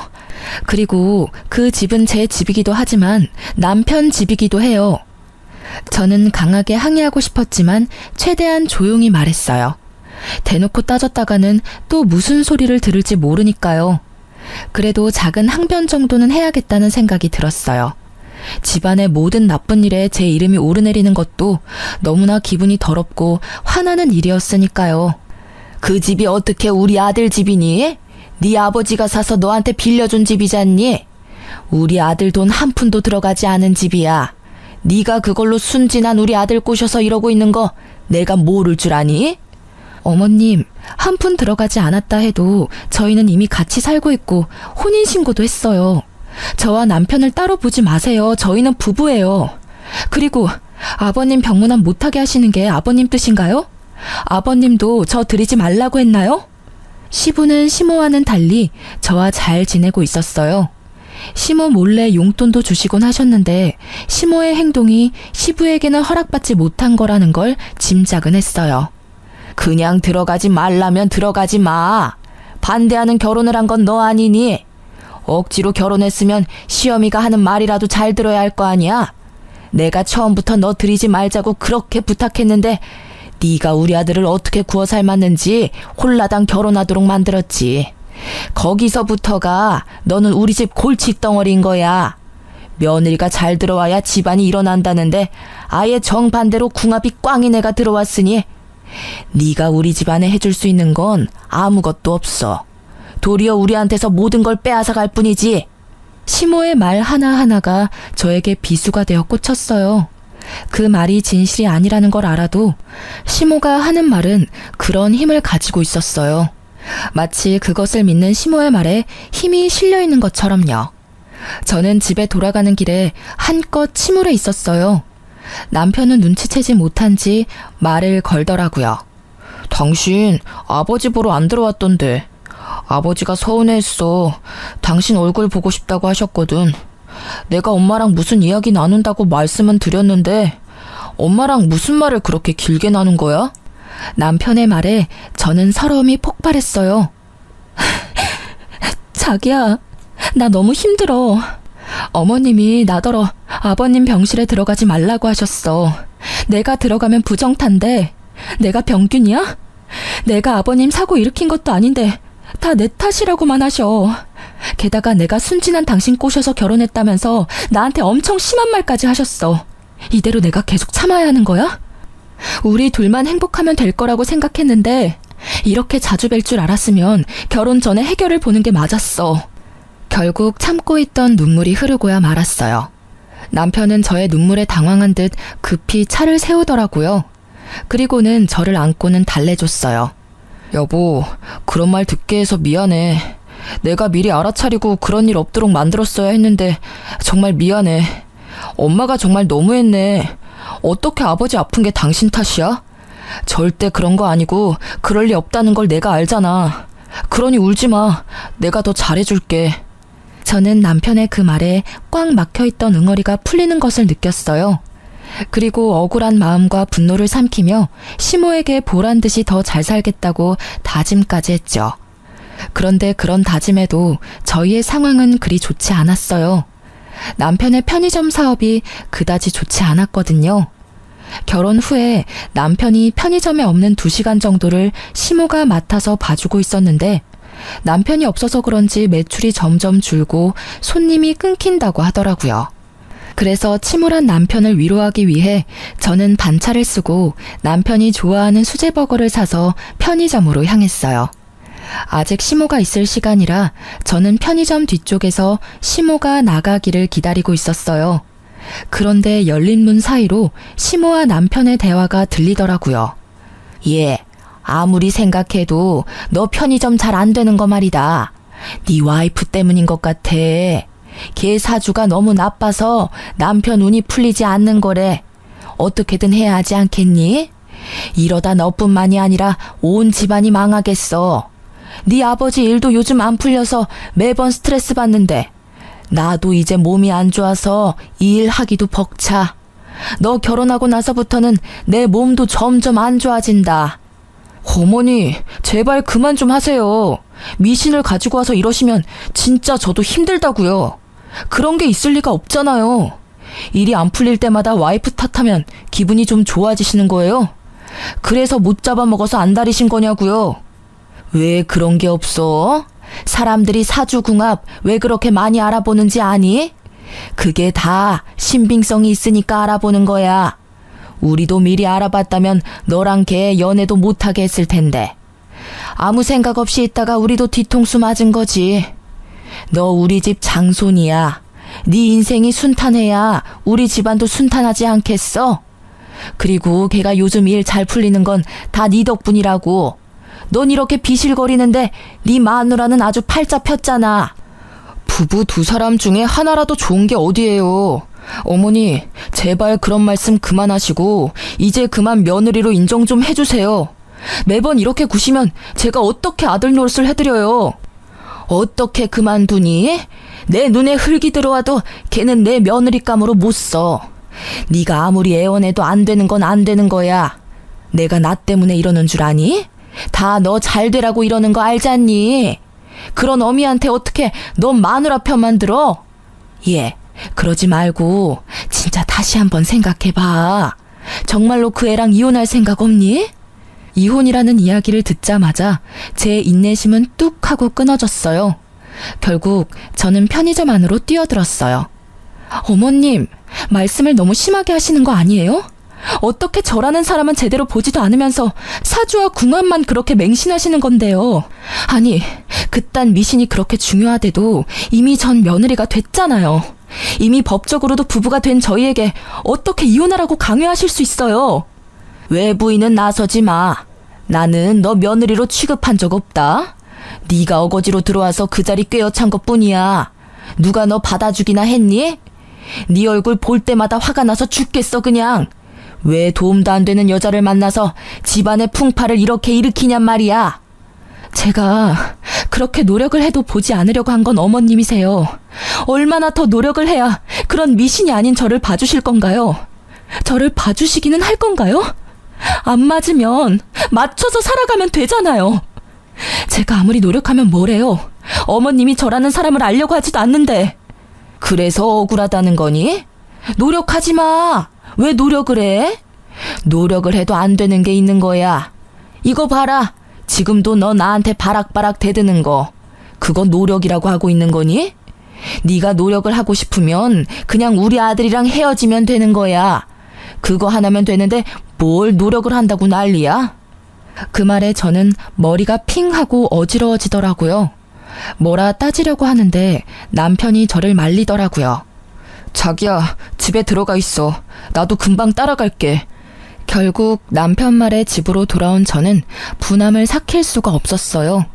돌아온 남편은 또다시 저를 위로해줬어요. 자기가 이해해. 엄마는 너무 옛날 분이시고 그런 걸 믿던 시대에 살았잖아.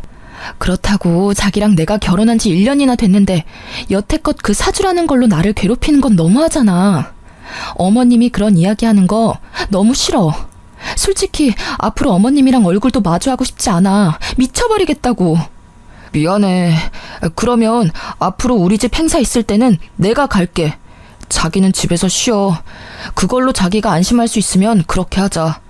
친정도 좀 자주 다니고. 내가 해줄 수 있는 게 많이 없어서 미안해. 남편의 말에 저는 안도감을 느꼈어요. 그리고 시모에 대한 분노를 아주 조금 누를 수 있었죠. 어찌됐든 당장 눈앞에 볼 일은 없었으니까요. 그리고 그렇게 시모를 보지 않는 날이 늘어나면서 저의 마음에 평화가 찾아오는 듯 했어요. 그런데 그 평화는 오래가지 않더라고요. 단 한 사람의 등장으로 그 평화는 깨져버렸어요. 새로 들어온 직원 때문에요. 시모와 한바탕 한 뒤에도 남편의 편의점은 그다지 좋아지지 않았어요. 그때 시모의 권유로 직원을 새로 들였어요. 시모가 힘이 들어 편의점을 봐주지 못할 것 같다며 자신을 대신할 사람을 남편에게 소개시켜줬다고 하더라고요. 처음에는 별 생각이 없었어요. 오히려 더 좋았죠. 남편 편의점에 더 자주 갈 수 있겠다 싶은 생각이었으니까요. 직원 이력서를 슬쩍 보니 나이는 남편이랑 동갑인데 얼굴은 앳된 귀여운 얼굴의 여성이었어요. 알바라고는 하는데 시간은 정직원처럼 길었어요. 남편은 그 여직원에게 일을 가르치느라 점점 늦게 들어오기 시작했어요. 그리고 그런 시간이 많아질수록 저는 점점 불편하고 짜증나는 기분을 느낄 수밖에 없었어요. 당신 요즘 너무 늦게 들어오는 거 아니야? 새로 직원도 뽑았는데 왜 당신이 매번 늦어?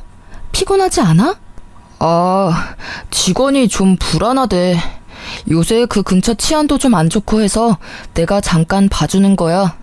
그래도 그렇지. 이렇게 늦게까지 있으면 당신 쉴 시간도 없고. 저녁 늦게 피곤하다고 알바 뽑은 건데 그러면 뽑은 의미가 없잖아. 그렇다고 무섭다는 사람을 어떻게 혼자 둬? 당신도 참 냉정해. 이럴 때 보면 너무 차가워. 그런 의미로 말한 게 아니잖아.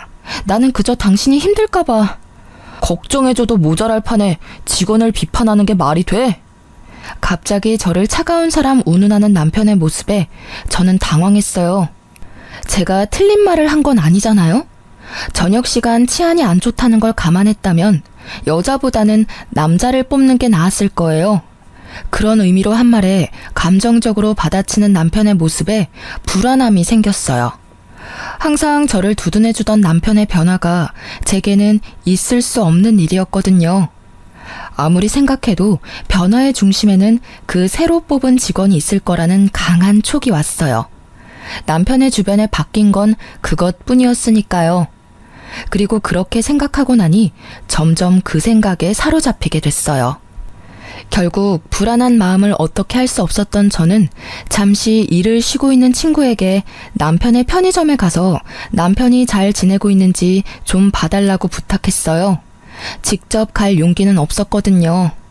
그 친구는 제 결혼식 때 외국에서 유학 중이어서 남편이 본 적 없던 친구여서 부탁했어요. 제 예상이 제 상상만으로 끝나길 얼마나 빌었는지 몰라요. 그런데 얼마 지나지 않아 폰으로 전송된 사진에 저는 절망했어요.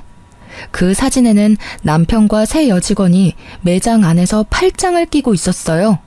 그리고 그 뒤에는 남편과 웃으며 마주보고 있는 여자의 모습과 둘이서 손을 잡는 모습까지 있었죠. 그리고 곧 친구에게 전화가 왔어요. 그 전화를 받는 제 손이 덜덜 떨리고 있었어요. 야, 너 사진 봤어? 미친, 네 남편 진짜 바람났나 봐.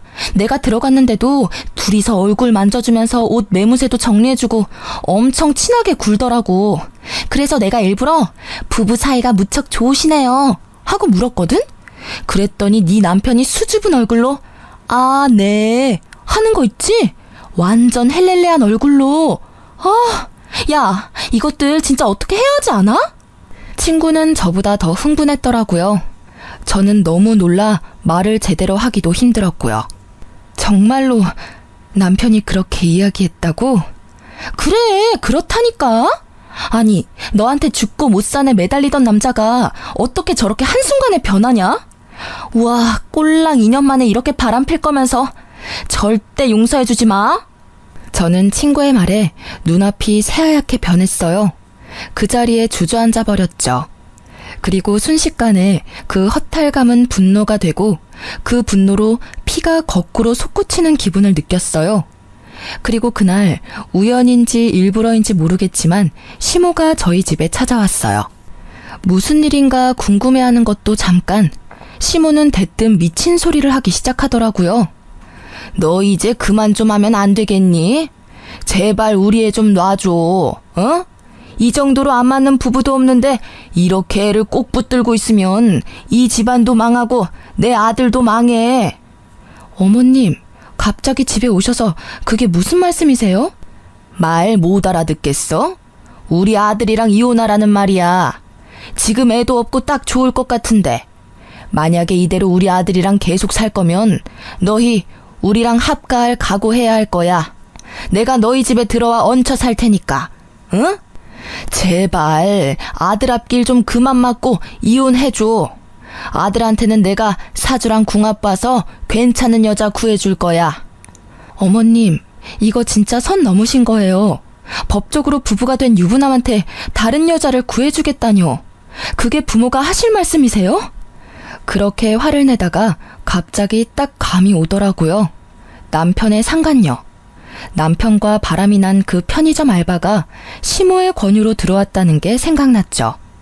저는 남편과 시모의 말도 안 되는 짓에 열이 받을 대로 받았어요.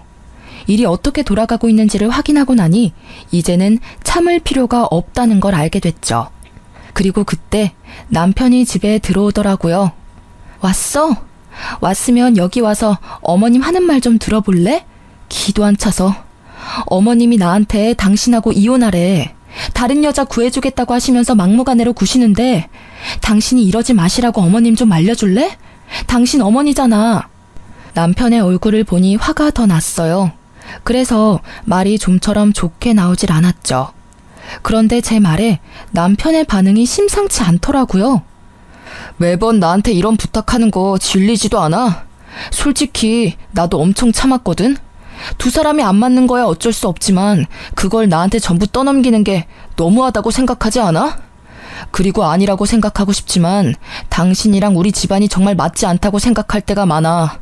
어머니 말대로 궁합이 맞지 않는 건지 뭔지 모르겠는데 당신을 위해서라도 이혼을 생각해보는 게 좋을 것 같아.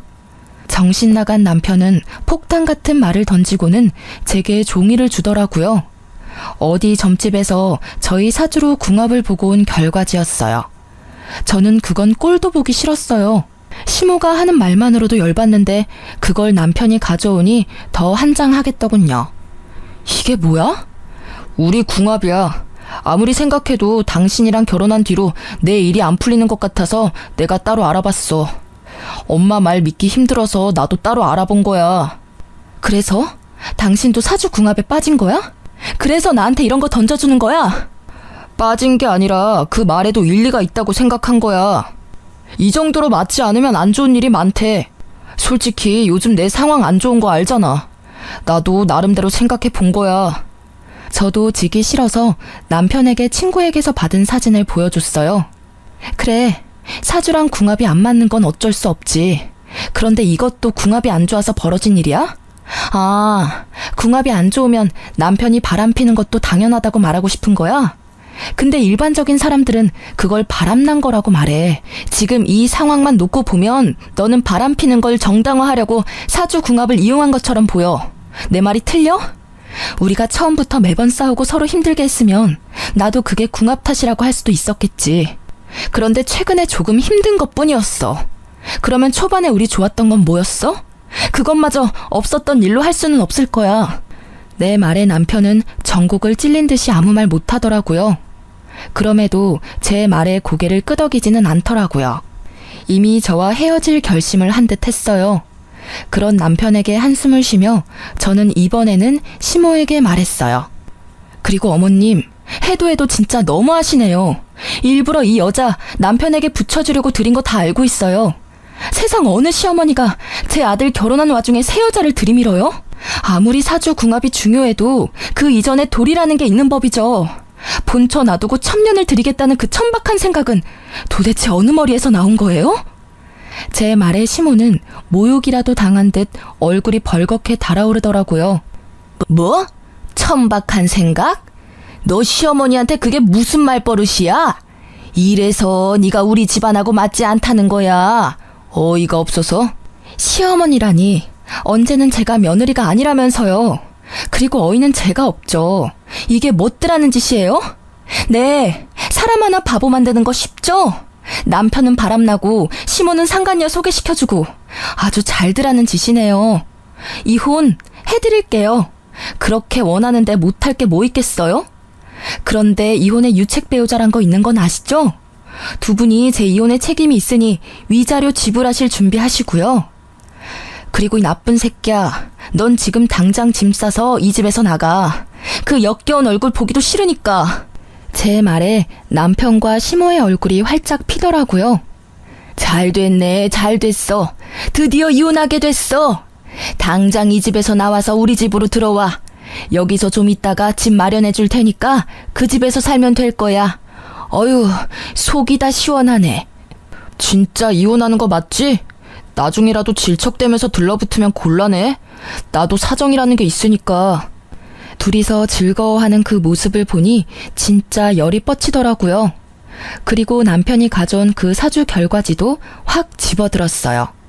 남편에게 던지기 전에 확 구겨버렸는데 그때 제 눈에 제 생일이 보였어요. 그런데 제가 태어난 시간이 다르게 적혀 있더군요. 그걸 남편에게 던져주며 비웃으며 말했어요. 사주 궁합 제대로 본 거 맞아? 그 결과지에 적힌 내 사주에 태어난 시간이 다르거든. 1시 50분이 아니라 11시 50분이거든? 그건 용한 점집에서 알려주지 않았나 보네. 누가 사주를 봤는지 허수로 봤겠네. 그치? 이런 쓸데없는 걸 이혼 사유로 들고 오는 너라는 새끼도 참. 어서 싹 다 들고 꺼져. 저는 빈정대며 두 사람을 쫓아냈어요. 그리고 상간녀와 남편에 대한 이혼 준비를 착실히 시작했어요. 시모가 내게 한 수많은 언어폭력 수준의 말들은 이미 폰으로 녹음이 다 되어 있었어요. 이럴 때 쓰려고 녹음한 건 아니고 혹시라도 남편이 내 말을 믿지 않을까봐 조금씩 녹음해 놓은 거였거든요. 그게 이렇게 도움이 될 줄이야. 어쨌든 남편에 대한 이혼 소송을 진행하면서 상간녀 소송을 진행하기로 했어요. 소송 진행 전 상간녀를 만나 남편이 유부남인 걸 알고 만났는지 확인하려고 연락을 시도했는데 받지 않더라고요. 나중에는 아예 없는 번호라고 하니 저도 슬슬 열이 받더라고요. 그래서 정말로 가기 싫었지만 남편의 편의점으로 향했어요. 남편과 이혼 이야기가 오고 간 지 3주 만에 가는 편의점 길이 무척 불편했어요.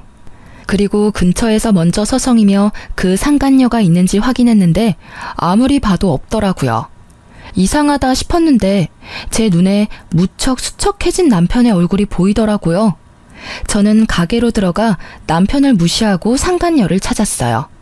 그런 제 모습에 남편이 날카로운 목소리로 묻더라고요. 여기 왜 왔어? 너도 염장 지르러 왔어? 진짜 다들 해도 해도 너무한다 진짜. 무슨 헛소리야? 나 당신 상간녀 찾아왔어. 상간녀 소송하기 전에 그 여자한테 확인할 일이 있어서 말이야. 그러니까 나한테 괜히 성질내지 말아줄래? 나는 이제 당신 와이프가 아니고 타인이야. 그러니까 정중하게 대해줬으면 좋겠는데 여기 오는 손님한테 하는 것처럼. 저는 남편의 말에 냉정하게 대꾸해줬어요. 왜 애꿎은 저한테 화를 내는지 모르겠더라고요. 이혼은 제가 하자고 했나요? 지가 먼저 하자고 해놓고 이제 와서 내가 괴롭힌 것처럼 이야기하는 저 나쁜 놈의 면상이 너무 짜증났거든요. 그런데 뒤에 이어진 남편의 말에 저는 깜짝 놀랐어요. 그 여자 여기 없어. 그리고 당신 상간녀 소송도 못할 거야. 그건 또 무슨 소리야? 그 여자 숨겨주려고 나한테 거짓말하는 거 아니야? 왜? 그 여자가 상간녀 비용 다 당신한테 내달라고 했어? 사랑한다면 그 정도는 해줘야지. 이렇게 숨긴다고 해결될 일은 아니거든? 아니야, 그 여자 상간녀도 뭐도 아니었다고. 완전 사기꾼이었어. 내가 모아둔 돈에 편의점에 있던 돈이랑 물건들도 한밤중에 싹 다 들고 도망쳤어. 그 꽃뱀한테 사기당했다고. 뭐? 사기를 당해? 어째서? 그 여자 당신이랑 궁합이 그렇게 좋다며. 그런데 사기를 당했어? 제 말에 남편이 한숨을 푹 쉬며 제게 말해줬어요. 처음부터 우리 집 돈이 목적이었어. 엄마한테 물어봤더니 그쪽에서 먼저 접근했다고 하더라고. 엄마가 사주궁합 때문에 며느리 마음에 안 들어하는 거 알고는 자기 생년월일까지 속여서 엄마한테 부탁해서 편의점 들어온 거였더라고. 그 뒤에는 당신도 알다시피 내가 홀라당 거기에 넘어가고 이혼 소송 준비로 정신없는 사이에 다 가지고 갔어, 다. 진짜? 너무 웃기다. 저는 참을 수 없이 유쾌해져서 크게 웃어버렸어요. 남편 놈이 진짜 나쁜 놈이긴 하지만 사기를 당했으니 위로의 말을 건넬 법도 했지만 그 웃음을 참을 수 없었어요. 그렇게 궁합이 잘 맞는다며 인생이며 집안까지 그 여자가 일으켜 세울 것처럼 숭배하더니 결국은 사기꾼이었다니. 제 웃음에 남편의 얼굴이 새빨갛게 달아오르더라고요. 기분이 안 좋았겠죠. 사기를 당했는데 위로해줘도 모자랄 판에 웃다니. 그래, 궁합이랑 사주가 잘 맞아서 나랑 이혼하고 만나려고 한 여자 아냐? 그러게 왜 그런 걸로 사람을 판단해서 사기를 당했어? 이거야말로 당신이랑 어머님 잘못이지.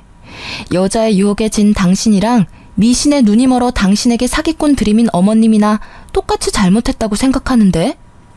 당신 생각은 안 그런가 봐. 이렇게 돼도 할 말 없는 건 당신이지.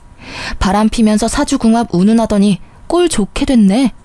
그게 어떻게 내 잘못이야? 작정하고 밀어붙이는 여자를 거절할 수 있는 남자가 있긴 해. 나도 피해자라고. 그리고 지금 당장 당신한테 줄 위자료도 없어. 이 편의점도 지금 힘들어. 폐업을 하던지 다른 사람에게 값싸게 넘겨야 할지도 몰라. 피해자? 당신이 피해자라니 웃기네. 당신이 사기 피해자일지는 몰라도 나한테는 가해자야. 난 강제로 당신한테 이혼당했으니까. 믿음을 하루아침에 배신당하고 버려졌으니까 억울할 필요 없지 않아? 그거 네가 뿌린 씨앗, 네가 거둔 것뿐이잖아. 그리고 위자료는 어떻게 해서든 구해줘. 나도 내 정신적인 충격에 대한 보상은 있어야 한다고 생각하거든. 당신이 힘든 일 당했다고 해서 내가 당신한테 당한 힘든 일을 눈 감아줄 거라는 생각은 하지도 마. 당신 힘든 것만큼 나도 힘들거든. 내가 너무 미안해. 정말 잃고 나서야 당신이 나한테 얼마나 소중한 존재였는지 알게 됐어. 제발 나 한 번만 용서해 줄래? 진심으로 반성하고 있어. 그런 사기꾼한테 넘어간 것도 당신이 이해해줬으면 좋겠어. 당신 이해심 넓고 착한 사람이잖아. 어? 나 정말로 이제는 절대로 한눈 팔지 않을게. 용서는 해줄 수 있는데 이혼은 번복 안 해줄 거야. 그럴 필요가 없어졌거든. 당신도 내가 필요 없어서 그렇게 냉정하게 버린 거 아니야? 뭐 사기 당한 건 유감이지만 그렇다고 내가 그 뒷수습까지 해줘야 할 필요는 없잖아. 저는 그렇게 이야기해주고 편의점 밖으로 나왔어요. 얼마나 기분이 좋던지. 지가 사기를 당하건 말건 이제 저하고는 상관없잖아요. 도리어 저를 버리게 된 원인인 상간녀에게 사기당했다는 사실이 너무 기분 좋았어요. 그리고 그날부터 남편에게서 연락이 계속 오더라고요. 저는 가볍게 무시했어요. 받아봐야 또 말도 안 되는 소리만 짓거릴 거라고 생각해서요. 그런데 그 뒤에 시모에게서 계속 연락이 오더라고요. 그것도 무시했어요. 이제 와서 연락받을 이유 없잖아요. 필요하면 문자라도 하겠지 싶었어요. 목소리는 진짜 듣고 싶지도 않았거든요. 그런데 한번 모르는 전화번호가 울려서 받았어요. 받고 보니 시모가 다른 사람 전화기로 제게 전화를 한 거였어요. 예, 왜 그렇게 전화를 안 받니? 저기 혹시 오늘 시간 있으면 잠시 나오지 않으련? 시간 없어요. 그리고 어머님하고 할 이야기는 없을 것 같은데요. 이혼 관련 이야기는 그 사람하고 할게요. 그것 때문에 만나자는 거야. 너한테 뭐 좀 전해주라는 게 있어서 만나야 되는데 아들이 시간이 안 난다지 뭐니? 그래서 내가 주려고 그래. 우리 집 근처 카페로 와. 아니면 내가 너희 집 근처로 갈까? 저희 집 근처로는 오지 마세요. 또 오시다가 사고라도 나시면 제 탓이라고 말하실 거잖아요. 그냥 제가 그쪽으로 갈게요. 전달하려는 게 뭔지는 몰랐지만 이혼과 관련된 거라는 말에 일단 나가기로 결정했어요. 그리고 시댁 근처 카페에 갔더니 시모가 먼저 나와 기다리고 있더라고요. 그런데 시모가 무슨 선물을 바리바리 싸들고 오셨더라고요. 저는 앞에 앉아서 말했어요. 무슨 물건 주려고 보자고 하셨어요? 일단 이것부터 좀 받으렴. 그러면서 시모가 건넨 건 시모 옆에 있던 선물들이었어요. 보자기에 싼 한우에 백화점에서 값비싼 물건들까지. 저는 어이가 없었어요. 이게 다 뭐예요? 이혼해주는 대가로 주시는 선물이면 필요 없는데요. 그런 거 아니야. 이거 다 네 선물이야. 그게 우리 아들하고 이혼하는 거 다시 생각해 보렴. 절대 그럴 일 없어요. 그리고 왜 이러시는지 모르겠네요. 언제는 저더러 남편이며 집안이며 망하게 만들 거라고 이혼하라고 하셨잖아요. 그런데 갑자기 왜 이혼을 못하도록 막으시는 거예요? 그게 내가 몰랐어. 그 나쁜 년이 나랑 아들까지 속이고 그런 짓을 할 줄은. 나도 그 나쁜 년한테 당한 거야. 아들도 마찬가지야. 우리가 경솔하게 그런 말 한 건 미안해. 그리고 실은 네가 알려준 시간으로 다시 궁합을 봤는데 너무 좋은 천생연분 사주로 나왔더라고. 네가 우리 집안 먹여 살릴 사주라고 해서. 저는 그 말이 제 결합보다 더 어이가 없었어요. 그렇게 궁합이라는 미신에 당해놓고는 여전히 그 미신을 맹신하는 시모의 모습에 짜증이 확 났죠. 잘 살고 있을 때는 우리에게 나쁜 일 있을 거라며 이혼하라고 종용하더니 갑자기 이제 와서 천생연분이라서 이혼하지 말라고 하다니. 이미 깨진 물병에 물을 다시 담을 수 없는 게 분명한데 마치 다시 주워 담을 수 있다는 듯 말하는 게 어이없었어요. 저한테 이 집안에서 나가달라고 하신 게 어머님이세요. 이제 와서 이러시는 건 너무 염치 없고 뻔뻔한 거 아닌가요? 저희 부모님도 이미 마음 정리 다 하셨어요. 이제 와서 번복하면 얼마나 웃길지 알고는 있으세요? 동네, 아니, 세상 사람들에게 웃음거리라고요. 결혼이라는 게 가족 간의 결합이라고 중요한 거라고 말하신 게 어머님이세요. 저희 부모님도 똑같아요. 제 가슴에 대못 박은 그쪽 집안하고는 상종을 하고 싶지도 않다고 하세요. 그래, 네가 하는 말이 다 맞다. 그러니 이제는 다 네가 하라는 대로 따르마. 네 덕분에 우리 아들에게 큰 풍파 없이 지낼 수 있었던 거래. 너랑 이혼하면 우리 아들은 귀인을 잃는 거라고 했어. 제발 그렇게 되지 않게 이혼에 대해 다시 생각해 보렴. 아, 정말 끝도 없이 이기적이네요. 그렇게 모질게 떨어뜨려 놓을 때는 언제고 이제 와서 이런 선물로 환심 사시려는 거예요? 저는요, 다 필요 없어요. 그러니까 궁합 잘 맞는 다른 여자 찾아보세요. 저는 이미 그쪽 집안에서 못 볼 꼴 다 봐서 일 없어요. 그리고 지금 저한테는 사주가 중요한 게 아니라 남편이었던 사람이 바람을 폈다는 게 더 중요해요. 궁합만 잘 맞으면 뭐해요? 남편이 바람을 폈는데. 이제 와서 궁합은 무슨 궁합이에요? 저는 그렇게 말하고 시모가 주는 물건 모두 거절하고 자리를 털고 일어났어요. 쓸데없는데 시간 쓸 여유 같은 건 없다고 생각했으니까요. 그런데 시모가 제게 헐레벌떡 뛰어오더니 한마디 하더라고요. 제발 이혼만은 하지 마라. 응? 내가 그냥 죽은 듯이 살 테니까 너 뭐라 하든 찍소리도 안 하고 너 하자는 대로 할 테니까 그냥 우리 아들 옆에만 있어주면 안 되니? 제발. 저는 이 상황이 너무 웃기기만 하더라고요. 아들 사기당했다고 이제 와서 저한테 다시 잘 살아보라니. 장난치는 것도 아니고 말이죠. 그 뒤에도 시모와 남편은 제게 연락을 해왔지만 저는 연락을 받아주지 않았어요. 바람 펴놓고는 자기가 사기당했으니 없었던 일로 하자는 남편이나 이제와 궁합을 다시 보니 천생연분이라며 다시 만나자는 시모나. 어쩌면 모자지간이 그렇게 똑같은지. 결국 나중에 들리는 소식에 의하면 남편의 편의점은 폐업을 했다고 하더라고요. 그 여자가 가져간 게 남편 돈뿐만 아니라 시모의 돈도 가져갔다고 하네요. 좋은 투자처가 있다며 시모에게도 돈을 맡기라고 했나 봐요. 웃기는 건 그렇게 돈주머니 꽉 틀어지고 있던 시모가 거짓 사주 하나만으로 그녀에게 큰 돈을 맡겼다는 사실이에요. 그렇게 시모가 속아서 준 노후자금 5천만 원과 전 남편이 제게 줄 위자료로 대출받았던 돈까지 모조리 그 상간녀가 들고 날랐다고 해요. 그걸 알고 나니 전 남편이 제게 재결합 운운한 것도 뭐 때문인지 알겠더라고요. 이미 마음이 한번 저에게서 떠나갔는데 다시 저를 사랑한다는 건 있을 수 없는 일이죠. 그 사람이 제게 원했던 건 안정적인 직장과 집을 가진 와이프와 주지 않아도 될 위자료였겠죠. 저는 그렇게 호락호락한 사람이 아니거든요.